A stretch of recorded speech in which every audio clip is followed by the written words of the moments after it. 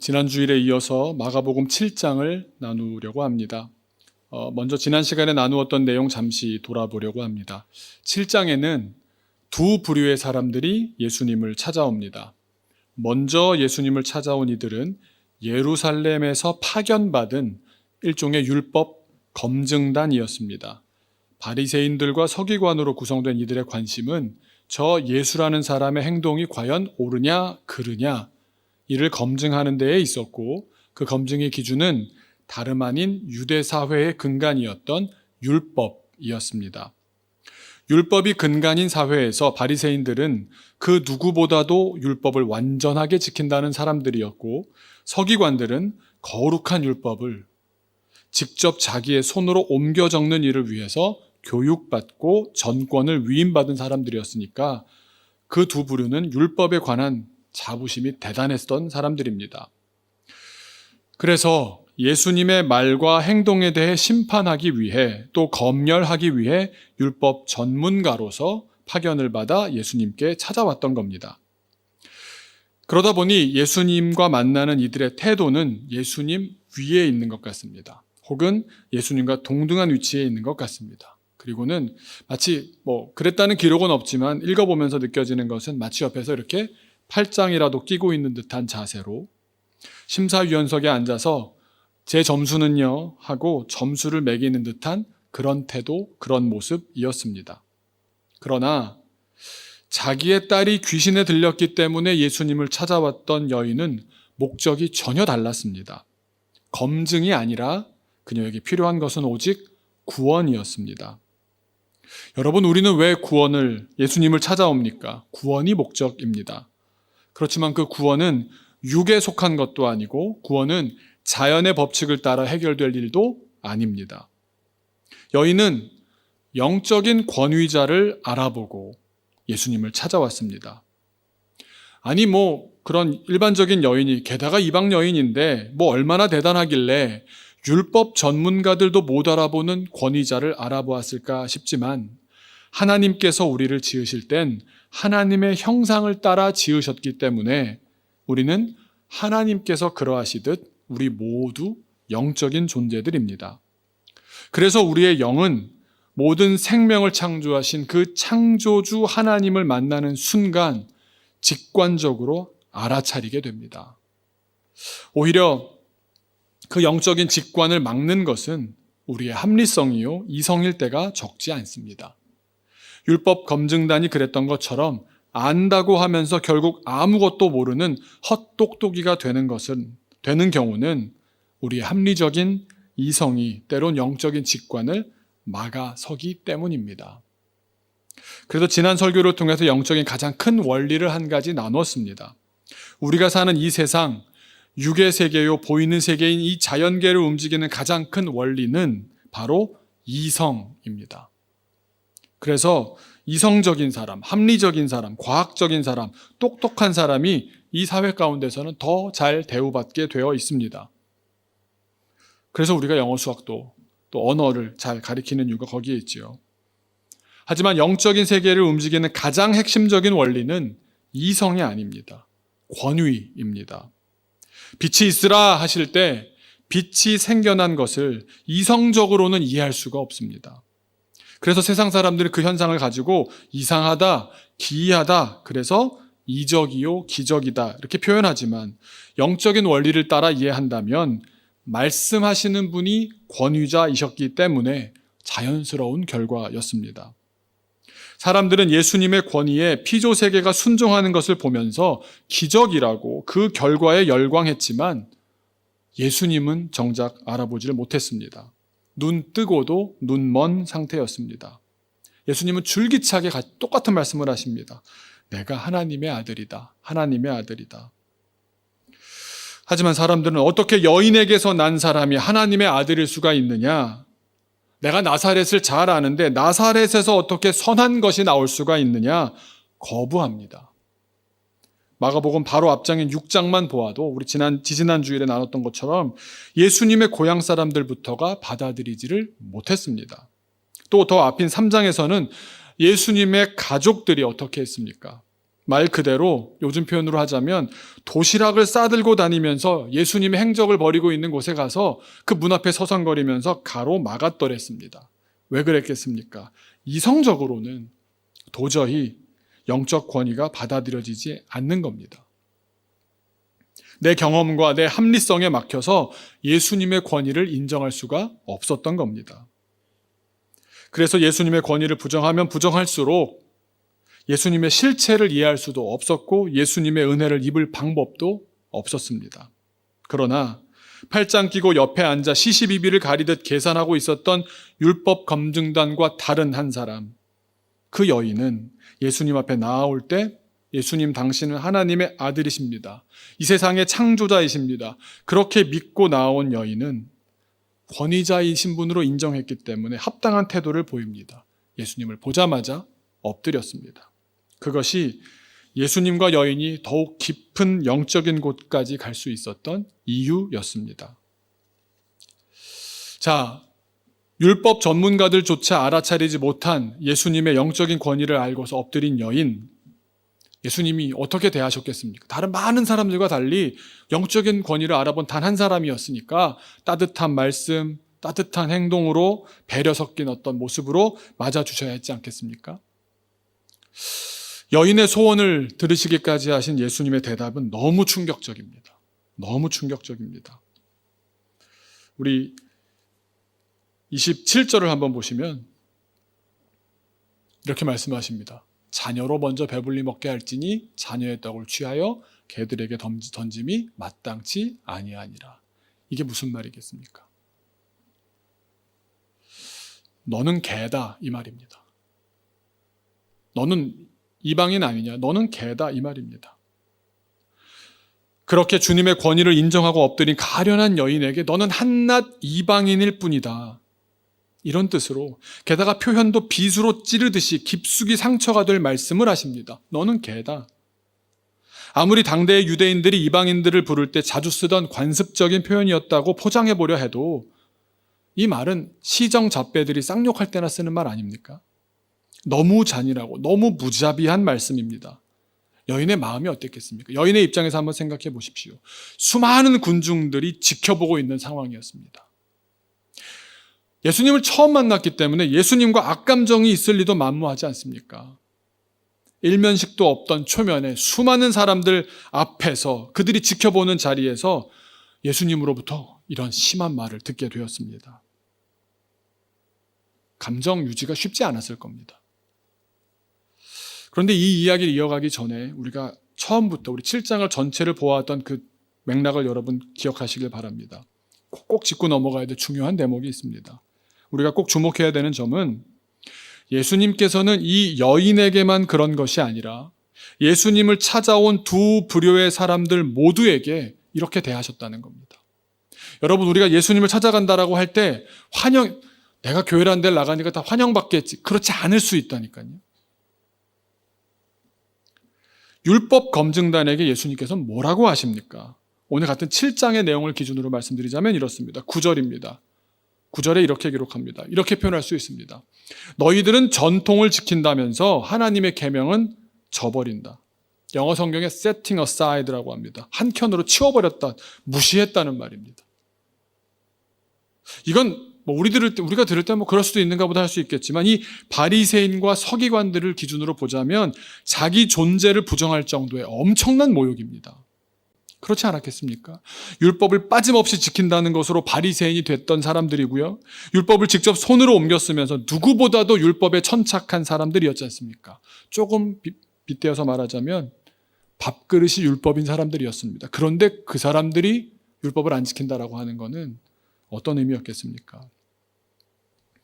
게다가 예수님께서는 거기서 그치지 않고 아주 뼈아픈 지적을 하십니다. 10절 이하를 보시면 누구나 알고 있는 그러니까 수많은 계명 가운데 가장 대표적인 10계명 가운데서 그냥 딱 들으면 누구나 기억할 수 있는 5번째 계명 한 가지를 딱 집어서 너희들 이것도 못 지키지 않냐 지적하십니다. 5계명이 뭡니까? 내 부모를 공경하라. 자칭 율법 전문가라면서 가장 기본적인 율법부터 아주 교묘하게 어기고 있지 않느냐? 교묘하게 또 자기 유익한 방식으로 이기적인 방법으로 어떻게 어기는지를 말해 주십니다.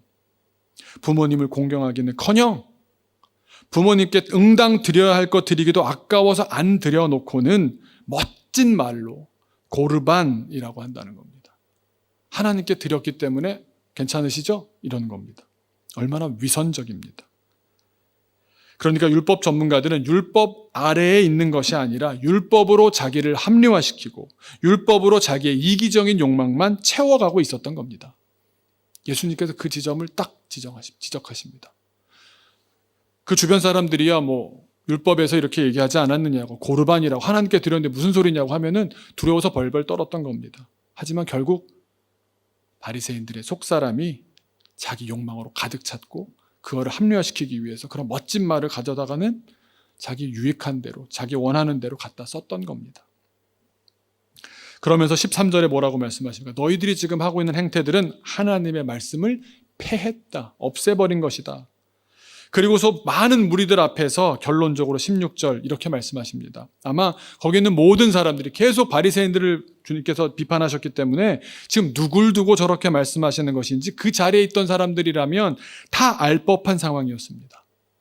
근데 딱히 그들이라고 지적하지는 않으셨지만 그들인지 누구나 다 아는 상황에서 이렇게 말씀하십니다. 사람 안에서 나오는 것이 사람을 더럽게 한다. 누가 더럽다는 말입니까? 너희 율법 전문가들, 너희들의 욕망으로부터 나오는 것으로부터 너희들이 이미 더러워졌다, 이 뜻입니다. 아마 율법 검증단들은 제가요? 이렇게 화를 냈다면 인정하는 꼴이 되지 않겠습니까? 가타부타 뭐라고 말도 못한 채 얼굴이 벌겋게 달아올라서 울그락불그락 하고 있었을 것 같습니다. 예수님께서는 바리새인들에게 절대 순한 말로 말씀하지 않으셨습니다. 여인에게만이 아니라 찾아온 이들에게 뭔가 공격적으로 말씀하실 때가 참 많습니다. 이런 생각하실 수 있습니다. 아무리 그래도 너는 개다, 그 여인에게 했던 말만큼 모욕적이지는 않지 않습니까? 그럴까요? 우리 마가복음 11장 17절을 보시면 이 율법 전문가들이 예수님 계속 만나게 되지 않으십니까? 그들에게 이렇게 말씀하십니다. 너희들이 성전을 강도의 소굴로 만들었다. 너희들이 주도하고 있는 이곳이 성전이냐? 너희들은 이게 성전이 아니라 너희들 때문에 이곳은 강도의 소굴이 되었다. 무슨 말입니까? 니들 강도 새끼들이야, 이 말입니다. 그 사회에서 존경받는 사람들과 대화하는 중에 이 범죄자 자식들아, 이렇게 말씀하시는 겁니다. 이뿐만이 아닙니다. 율법 검증단들을 향한 예수님의 가장 유명한 욕이 있습니다. 뭡니까? 독사의 자식들아. 이게 성경이라서 최대한 부드럽고 순화해서 쓰느라 아주 부드러운 표현이 나와서 그렇지, 우리식으로 표현하면 독사 새끼들아, 이 말 아닙니까? 우리가 꼭 짚고 넘어가야 하는 대목은 바로 예수님께 나아온 사람들이 모두 칭찬받거나 모두 그냥 끌어안아 주시거나 모두 잘했다고 박수 쳐주시거나 하지 않으신다는 점입니다. 여인에게 뿐만 아니라 율법 검증단에게도 아주 거친 모욕적인 언사를 뱉으셨습니다. 뼈아픈 사실 한 가지는 욕이야 기분 나쁘게 들렸겠지만 내용적으로 보았을 때 부인할 수 없는 사실이라는 점입니다. 이 얘기는 나중에 하고요. 어찌되었든 이 사실이 왜 중요합니까? 그 모욕적일 수 있는 그 말을 들은 두 부류의 사람들이 보인 반응이 완전히 달랐습니다. 완전히 달랐습니다. 예수님은 누구에게나 공격적으로 말씀하셨는데 그 말을 듣고 난 다음에 반응은 전혀 달랐다는 점입니다. 여기에서 믿음이냐 거짓이냐가 갈려나갑니다. 여기에서 영적이냐 육적이고 세상적이냐 갈려나갑니다. 강도들아, 이 말을 들은 율법 검증단은 어떻게 반응하느냐? 11장 아까 17절을 읽었는데 바로 다음 절에 18절에 이렇게 얘기합니다. 대제사장들과 서기관들이 듣고 예수를 어떻게 죽일까? 이게 반응입니다. 이게 반응입니다. 모욕을 당하니까 네가 나를 감히 건드려? 예수님을 죽이겠다고 마음먹고 뜻을 모으기 시작했습니다. 예수님의 뼈아픈 지적에 그 몇 사람 정도는, 니고데모도 바리새인 아닙니까? 몇몇 바리새인들은 참회하고 주님께 돌아왔지만 이걸 견디지 못한 사람들은 믿음의 길이 아닌 거짓의 길을 따른 사람들은 그 뼈아픈 지적에 쌓이고 쌓였던, 저게 11장이니까 4장, 5장, 6장, 7장 계속 예수님 따라다니면서 이 사람들은 욕을 먹은 겁니다. 그 쌓였던 불편한 감정들을 이젠 아주 노련하게 정치적으로 세력화해가기 시작했습니다. 결국 예수님을 진짜로 죽였지 않습니까? 성공했습니다. 세상의 권세 잡은 자들이기 때문입니다. 그런데 여인은 어떻게 했습니까? 여인의 첫 대답이 뭡니까? 옳소이다. 너는 개다. 옳소이다. 제가 짐승만도 못한 그런 사람이 맞습니다. 이 뜻입니다. 여인은 너는 개다 이 말씀을 듣고서 분기탱천해서 예수를 나도 죽여야겠다 한 것이 아니라 자기를 죽였습니다. 주님, 사실 제가 개와 다를 바가 없습니다. 저는 정말 벌레만도 못한 사람입니다. 자기를 죽였습니다. 율법 검증단들이 예수를 죽이겠다고 마음먹었다는 것은 무슨 말입니까? 예수는 죽어도 싸다. 죽는 것이 옳다. 없어져야 할 대상이다. 한마디로 예수는 틀렸고 나는 옳다. 우리가 옳다. 이 뜻입니다. 반면에 여인이 옳습니다. 저는 개와 다를 바 없습니다. 인정했다는 건 무슨 말입니까? 예수님이 옳으십니다. 제가 틀렸습니다.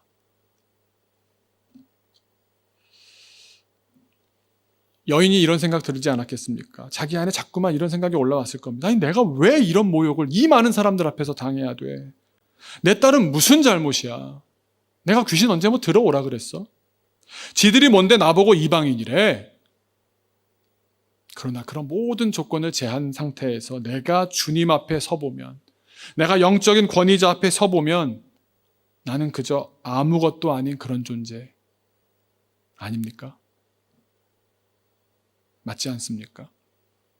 나를 지탱하는 그 어떤 것도 돈이든 학식이든 경험이든 건강이든 내가 이루어낸 업적이든 그 어떤 것도 주님 앞에서는 아무것도 아니지 않습니까? 이게 인정이 잘 안 되십니까? 우리가 나는 개다라는 말을 들으면서 발끈하는 마음이 있었다면 여전히 우리는 우리를 못 죽이고 있는 것 아닙니까? 주님께서 저를 짐승만도 못하다라고 말씀하시니 그 말씀이 옳습니다. 인정했던 여인은 믿음의 길을 간 것입니다. 성경은 이것을 겸손이라고 말합니다. 하나님 앞에 겸손이 진정한 겸손입니다. 사실 당대에 아마 우리가 그때로 타임머신을 타고 가서 바리새인들을 보고 저 이방의 아주 볼품없는 여인을 본다면 이 겸손의 외적인 모습이야 율법 전문가들이 훨씬 더 잘 갖추었을 겁니다. 좋은 자리에서 높은 사람들과 격식 있는 만남을 많이 하다 보니까 당대에 가장 예의 바른 사람들 아니었겠습니까? 말도 아주 격조 높은 표현에 몸짓도 아주 젠틀맨답게 취해가면서 겸양의 덕으로 무장했을 겁니다. 그러나 그때나 지금이나 우리가 물어야 하는 것은 이 한 가지 사실입니다. 하나님 앞에 겸손했습니까? 하나님 앞에 겸손했습니까? 진심이 아니라 겉으로만 겸손했을 뿐이었습니다. 그러다가 찐이 나타났습니다. 예수라는 자가 나타나서 그 허위를 다 까발리니까 당황하고 얼굴은 울그락불그락하고 결국 내가 지금 누리는 이 삶이 무너질 것 같으니까 그걸 이어가기 위해서는 예수가 없어져 줘야겠다. 거기에 생각이 다다른 것이 아닙니까? 내가 옳고 예수는 틀려야 내가 편한 겁니다. 나에게 좋은 겁니다. 그러니까 그들에게 좋은 것이라는 것의 기준은 현실의 안녕이었을 뿐입니다. 율법이고 예수고 메시아고 다 허울이었습니다. 그걸 통해서 내 밥벌이를 하고 그것이 내 밥그릇이 되고 그걸 통해서 사람들 앞에서 좀 있어 보이는 사람으로 군림할 수 있었을 뿐이지 그 아래 서 있었던 적이 없었던 겁니다. 그걸 교만이라고 말합니다. 누가 누굴 판단합니까? 자기들은 틀릴 수가 없는 사람들, 교만하기 그지없는 사람들입니다. 그런데 이 여인은 어떻게 반응했습니까? 옳소이다. 걔가 맞습니다. 율법 검증단들은 예수를 죽였지만 여인은 자기를 죽였습니다. 율법 검증단들은 자기가 옳았고 여인은 예수님이 옳았습니다. 율법 검증단들은 영적 권위를 인정하지 않았고 여인은 예수님의 영적 권위 앞에 무릎을 꿇었습니다. 성경은 율법 검증단들을 교만하다고 말씀하시고 여인과 같은 사람을 겸손하다고 말씀하십니다. 주님이 옳습니다. 주님만이 옳습니다. 옳소이다. 주님의 의견이 맞습니다. 이게 왜 중요하냐 하면 이 과정이 없이 그 다음을 우린 너무 많이 합니다. 주님 앞에 나를 죽이지 않은 상태에서 그 다음 단계로 너무 많이 나아갑니다. 우리는 그런 시선으로 이 성경 말씀을 보기 때문에 늘 실패하는 겁니다. 이 여인이 진정으로 겸손했기 때문에 그 겸손을 주님께 인정받았기 때문에 그녀가 어떤 말을 이어갑니까? 주님께서 너는 개다라고 했을 때 28절에 이렇게 말씀하십니다. 우리 28절 한 목소리로 함께 읽었으면 좋겠습니다. 시작. 여자가 대답하여 이르되 주여 옳소이다마는 상 아래 개들도 아이들이 먹던 부스러기를 먹나이다. 무슨 말입니까? 제가 벌레입니다. 제가 개입니다. 맞습니다. 그래서 저에겐 아무 능력이 없습니다. 제 인생 하나 제대로 할 수 있는 게 하나도 없습니다. 그러니 뭡니까? 오직 주님의 은혜가 필요합니다. 전 안 되더이다. 못합니다. 해도 안 되더이다. 아무리 용하다는 사람 찾아가 봤고 구슬하고 점을 치고 별짓 다 해봤지만 저는 아무것도 아니더이다. 그러나 내가 보니 당신은 주님이시더이다. 창조주 하나님의 아들이시더이다. 온 세상의 구원자 아니십니까? 그러니 저를 불쌍히 여겨 주옵소서. 주님밖에 제가 엎드려 무릎 꿇을 분은 이 세상에 아무도 없습니다. 당신은 나의 주님이십니다. 주님의 은혜가 없이는 나는 살 수가 없는 존재입니다. 사랑하는 교우 여러분, 우리가 할 수 있는 기도는 한 가지밖에 없습니다. 끼리에 에레이손, 주여 나를 불쌍히 여겨 주옵소서. 우리 아까 찬양도 그렇게 했죠. 주의 긍휼을 구하는 죄인입니다. 주여 주만 바라봅니다. 주님의 은혜가 필요하십니까? 그 전 단계가 뭐라고요? 나는 죽어 있습니까? 주님 앞에 펄펄 살아있으면서 왜 은혜를 안 주시냐라고 한다면 순서가 잘못된 것 아닙니까? 영적인 원리 두 번째를 말씀드리면서 설교를 마치려고 합니다. 영적인 핵심 원리 첫 번째가 뭐였습니까? 세상은 이성으로 움직이지만 영적인 세계는 권위에 의해 움직인다는 원리였습니다. 그래서 우리가 이 이방 여인에게 배운 한 가지가 뭡니까? 권위자 앞에 엎드리라는 거였습니다. 내가 주님 위에 있으면서 예배를 드려도 되고 안 드려도 되고 헌금이나 교회나 자기 맘대로 이래도 되고 저래도 되고 율법 전문가들의 태도입니다. 그래 놓고는 또 얼마나 대단한지 멋들어지고 그럴듯한 고르반 이런 멋진 표현들 찾아내서는 얼마든지 둘러댈 수 있는 교회 전문가, 종교 지도자들이 얼마나 많은지 모릅니다. 하지만 하나님의 은혜를 받을 수가 없는 사람들입니다. 안 죽었는데 어떻게 부으십니까? 오늘 본문을 통해서 배우게 되는 영적인 원리 두 번째는 바로 영적인 권위자께서 부어주시는 은혜는 교만한 사람들에게는 막힌다는 사실입니다. 교만하면 은혜 받지 못합니다. 높은 데서 흘러내려오는 영적인 은혜의 강물은 교만한 자가 우뚝 서서 거만한 자가 그 앞에 서 있으면 비껴 지나갑니다. 적시고 갈 수가 없습니다. 이를 달리 말한다면 하나님 앞에 겸손한 자에게 주님의 뜻을 이루어 주신다는 사실입니다. 하나님 앞에 겸손한 자에게 주님의 뜻이 이루어지는 줄로 믿습니다. 문제는 하나님 앞에 겸손한지 아닌지 어떻게 알 수 있습니까? 오늘 성경을 깊이 한번 생각해 보십시오. 오늘 이 여인에게도, 오늘 그 율법 전문가들에게도 예수님께서는 굉장히 공격적으로, 도발적으로 물어보십니다. 그 말의 핵심은 이것입니다. 나의 말이 옳으냐? 너의 생각이 옳으냐? 율법 전문가들에게도 물으셨고, 여인에게도 물으셨고, 우리에게도 물어보실 겁니다. 주님을 찬양합니다. 주님을 믿습니다. 주님이 나의 모든 것입니다. 라고 말은 하지만 주님께서 도전적인 메시지를 전하셨을 때 순종이 쉽던가요? 주님께서 그렇게 말씀하고 계시는 겁니다. 나의 말이 옳으냐? 너의 생각이 옳으냐? 여인은 이렇게 대답했습니다. 주여, 옳소이다. 당신이 옳습니다. 그렇게 마음으로부터 인정할 수 있을 때, 그것을 마음으로 인정했는지 안 했는지 주님이 모르시겠습니까? 우리 속을 다 살피시는 주님께서 입술만 그렇게 하는 것인지 전 진심으로 진정으로 하고 있는 건지 모르시겠습니까? 100% 아십니다. 저는 그런 주님을 믿습니다. 예수님의 가족들에게 예수님 말씀하셨습니다. 내가 하나님의 아들입니다. 그리고 그 사람들에게 이렇게 말하는 겁니다. 당신은 지금 무슨 생각을 합니까? 내가 하나님의 아들이라고 말하는데 당신들이 지금 생각하는 것이 옳습니까? 내가 옳습니까? 가족들은 어떻게 반응했습니까? 예수님의 가족들은 네가 미쳤구나.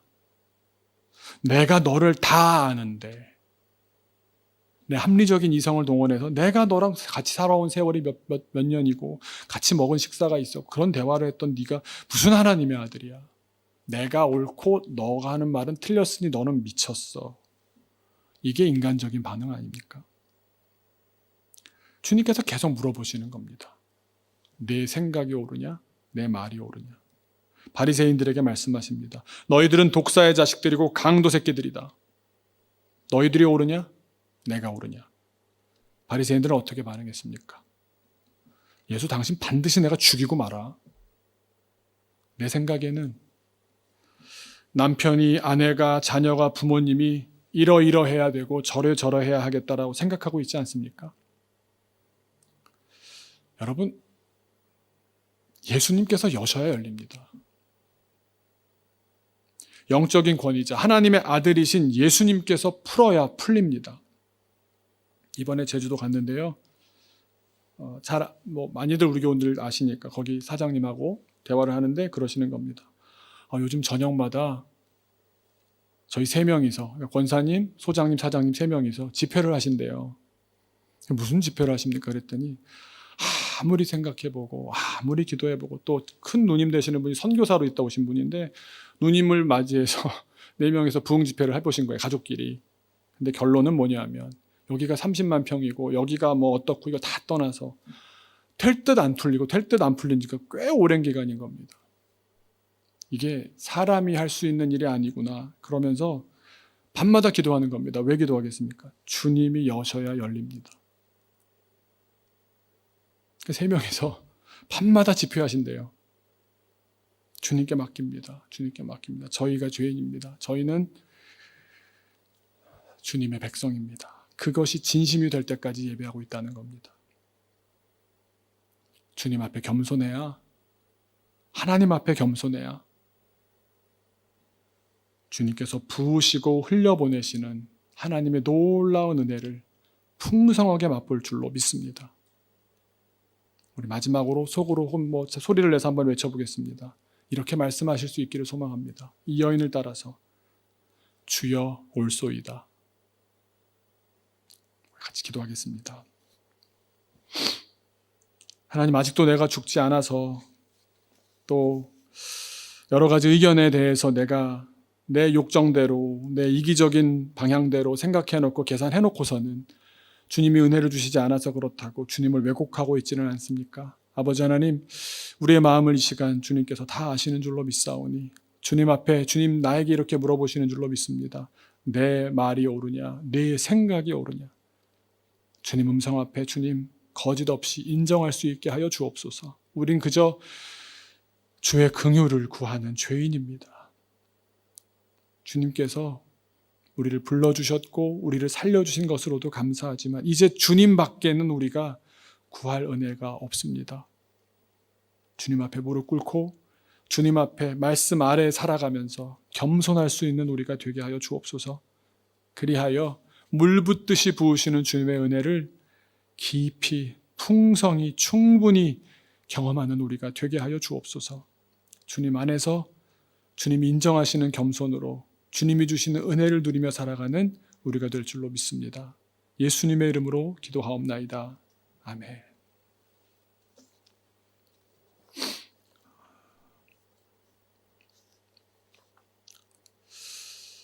집에 가셔서 오늘 말씀을 한번 다시 보시는데요. 특별히 29절, 30절을 한번 제가 결론이 이러니까 잘합시다 뭐 이런 식으로 이렇게 설교하고 싶지가 않았지만 이렇게 겸손하게 주님 앞에 엎드렸고 또 자기를 진정으로 주님께 드렸던 여인에게 주님께서는 이 말을 하였으니 돌아가라 귀신이 내 딸에게서 나갔느니라 말씀하신 순간에 이루어지셨다는 것을 여러분 확인하실 수 있을 겁니다. 우리에게 다 주님이 그만큼 우리가 겸손하게 되기를 기다리고 계시는 줄로 믿습니다. 거기까지 이르게 되는 우리 모든 교우들 되시기를 주님의 이름으로 축복합니다.